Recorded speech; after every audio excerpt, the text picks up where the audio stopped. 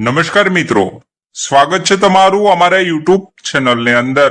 આજના વિડીયોમાં મિત્રો વાત કરવાના છે પીએમ કિસાન સન્માન નિધિ યોજનાના હપ્તાને લઈને આવેલી મોટી અપડેટ વિશે।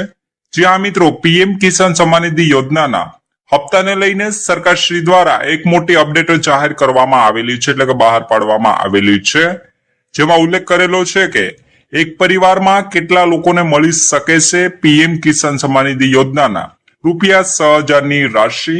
આજના વિડીયોમાં મિત્રો વિગતવાર માહિતી આપણે જોવાના છે અને જાણવાના છે। સાથે સાથે મિત્રો ટૂંક સમયની અંદર જ પીએમ કિસાન સન્માન નિધિ યોજનાનો 23મો હપ્તો જારી થવા જઈ રહ્યો છે, જ્યારે મિત્રો સરકારશ્રી દ્વારા નવા નિયમો, શરતો અને ધારાધોરણો લાગુ કરવામાં આવ્યા છે, એમની પણ વિગતવાર માહિતી, વિગતવાર ચર્ચા વિડીયોના મારફતે આજે આપણે કરવાના છે। સંપૂર્ણ માહિતી જાણવા માટે ગુજરાતના તમામ ખેડૂત ભાઈઓ વિડીયોના ખાસ છેલ્લે સુધી બન્યા રહેજો। અને મિત્રો ચેનલ પર પણ નવા આવ્યા હોય તો વિડીયોને લાઈક કરી દેજો અને ચેનલને સબસ્ક્રાઇબ કરવાનું પણ ના ચૂકશો। મિત્રો દેશના અન્નદાતાઓ અને આર્થિક રીતે નબળા ખેડૂતોને મદદરૂપ થવા માટે કેન્દ્ર સરકાર દ્વારા શરૂ કરાયેલી પ્રધાનમંત્રી કિસાન સન્માન નિધિ યોજના એક અત્યંત લોકપ્રિય અને મિત્રો મહત્વાકાંક્ષી યોજના છે। આ યોજના અંતર્ગત મિત્રો પાત્રતા ધરાવતા ખેડૂતોને સરકારશ્રી દ્વારા દર વર્ષે રૂપિયા 6,000 ની આર્થિક સહાય પૂરી પાડવામાં આવે છે, જે મિત્રો રૂપિયા 2,000 ની 3 સમાન હપ્તામાં ખેડૂત મિત્રોના બેંક ખાતાની અંદર ડીબીટી મારફતે ટ્રાન્સફર કરવામાં આવે છે। જોકે મિત્રો ગ્રામીણ વિસ્તારના ખેડૂતોમાં વારંવાર એક મૂંઝવણ જોવા મળે છે કે જો એક ઘરમાં એકથી વધુ સભ્ય ખેતીકામ સાથે જોડાયેલા હોય તો શું તે તમામ લોકોને આ યોજનાનો લાભ મળી શકે કે પછી પરિવારમાં માત્ર કોઈ પણ એક વ્યક્તિને જ આ સહાયનો લાભ મળવા પાત્ર રહેશે? આવો જાણીએ વિગતવાર માહિતી। તો મિત્રો સરકારના નિયમો અને ધારા ધોરણો મુજબ માર્ગદર્શિકા અનુસાર પીએમ કિસાન સન્માન નિધિ યોજનાનો લાભ આપવા માટે આખા પરિવારના એક યુનિટ એટલે કે મિત્રો એક અલગ એકમ ગણવામાં આવે છે। આ યોજનાના હેતુ માટે પરિવારની વ્યાખ્યા બહુ સ્પષ્ટ કરવામાં આવી છે કે જેમાં પતિ, પત્ની અને મિત્રો તેમના સગીર 18 વર્ષથી ઓછી ઉંમરના બાળકોનો સમાવેશ થાય છે। નિયમ પ્રમાણે આ વ્યાખ્યામાં આવતા એક પરિવારમાંથી માત્ર એક જ વ્યક્તિને આ યોજના અંતર્ગત વાર્ષિક સહાયનો લાભ મળવાપાત્ર થશે।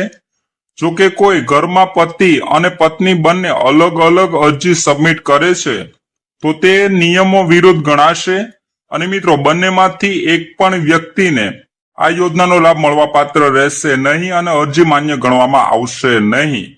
એટલું જ નહીં, જો કોઈ પરિવારે ખોટી માહિતી આપીને ભૂતકાળમાં એકથી વધુ વાર લાભ લીધો હશે તો સરકાર કડક વસૂલાત એટલે કે મિત્રો રિકવરી હેઠળ તેમની પાસેથી વધારાના પૈસા પાછા લેવામાં આવશે।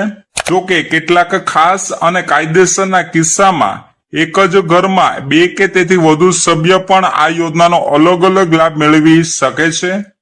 જો ઘરમાં કોઈ પુખ્ય વયનો 18 વર્ષથી વધુ ઉંમરનો દીકરો હોય અને મિત્રો સરકારી મહેસૂલ રેકોર્ડ એટલે કે 7/12 અને 8 મુજબ તેમના નામે અલગથી ખેતીની જમીન નોંધાયેલી હોય તો તેનો પરિવાર કાયદાની નજરમાં અલગ ગણાશે અને મિત્રો તે સ્વતંત્ર રીતે આ યોજના માટે અરજી કરી શકશે। આ ઉપરાંત મિત્રો જો કોઈ સંયુક્ત પરિવારમાં કાયદેસર રીતે જમીનના ભાગલા પડી ગયા હોય અને મિત્રો જમીનના હિસ્સામાં અલગ અલગ સભ્યના નામે ટ્રાન્સફર થઈ ગઈ હોય તો તેઓ પણ આ અલગથી લાભ મેળવી શકે છે। તેમજ મિત્રો આ તમામ બાબતોમાં સ્થાનિક મહેસૂલ અધિકારીઓ દ્વારા જમીનના રેકોર્ડની તપાસ અને મિત્રો સ્થળની વેરિફિકેશન અનિવાર્ય બને છે। તેમજ મિત્રો છેલ્લા થોડા વર્ષો દરમિયાન દેશના વિવિધ રાજ્યોમાંથી એવા કિસ્સાઓ સામે આવ્યા હતા જેમાં મિત્રો કાયદાકીય સટકબારીનો ઉપયોગ કરીને એક જ પરિવારના અનેક સભ્યો પૈસા લેતા હતા અથવા તો જેઓ વ્યવસાયે ખેડૂતો નથી તેવા લોકો પણ ગેરકાયદેસર રીતે આ યોજનાનો લાભ ઉઠાવી રહ્યા હતા। આવી તમામ આર્થિક ગેરરીતિઓ અને મિત્રો કૌભાંડો અટકાવવા તેમજ મિત્રો સરકારના નાણાં માત્ર ખરા અને જરૂરિયાતમંદ ખેડૂત સુધી પહોંચે તે સુનિશ્ચિત કરવા માટે સરકારે નિયમો અત્યંત કડક બનાવ્યા છે। આ અંતર્ગત મિત્રો સરકારે હવે પીએમ કિસાન પોર્ટલ પર લાભાર્થીઓ માટે ઈ કેવાયસી કરાવવું તેમજ મિત્રો બેંક ખાતા સાથે આધાર કાર્ડ લિંક કરાવવું એટલે કે ડીબીટી કરાવવું તેમજ મિત્રો જમીનના ડિજિટલ રેકોર્ડનું વેરિફિકેશન એટલે કે મિત્રો લેન્ડ સીડિંગ કરાવવું સંપૂર્ણપણે ફરજિયાત કરી દીધું છે. તદુપરાંત મિત્રો આ યોજનાનો લાભ દેશના દરેક જમીન ધરાવતા નાગરિકોને મળવા પાત્ર નથી અને સરકારે આમાંથી અમુક ચોક્કસ કેટેગરીના લોકોને બાકાત રાખ્યા છે. જે વ્યક્તિઓ નિયમિત રીતે ઇન્કમ ટેક્સ આવકવેરો ભરે છે તેઓ આ યોજના માટે પાત્ર ગણવામાં આવતા નથી. આ ઉપરાંત મિત્રો કેન્દ્ર કે રાજ્ય સરકારના સક્રિય અથવા તો નિવૃત્ત કર્મચારીઓ અને મિત્રો પેન્શન ધારકોને તેમજ બંધારણ પદો પર બેઠેલા વ્યક્તિઓ જેમ કે મિત્રો સાંસદ, ધારાસભ્ય, મંત્રીઓ કે મેયર પણ આ સહાય માટે પાત્ર ગણવામાં આવતા નથી. વળી મિત્રો સમાજના ઉચ્ચ વ્યવસાયિકો જેવા કે ડોક્ટર, એન્જિનિયર્સ, સીએ અને વકીલ ભલે ખેતીની જમીન ધરાવતા હોય તો પણ તેઓ આ યોજના માટે પાત્ર ગણવામાં આવતા નથી એટલે કે આ યોજનાનો લાભ મળવા પાત્ર રહેતો નથી. જો કોઈ ખેડૂત આવી સ્થિતિમાં ખોટી માહિતી આપીને ફોર્મ ભરે છે તો તેમની સામે કાનૂની કાર્યવાહી પણ થઈ શકે છે.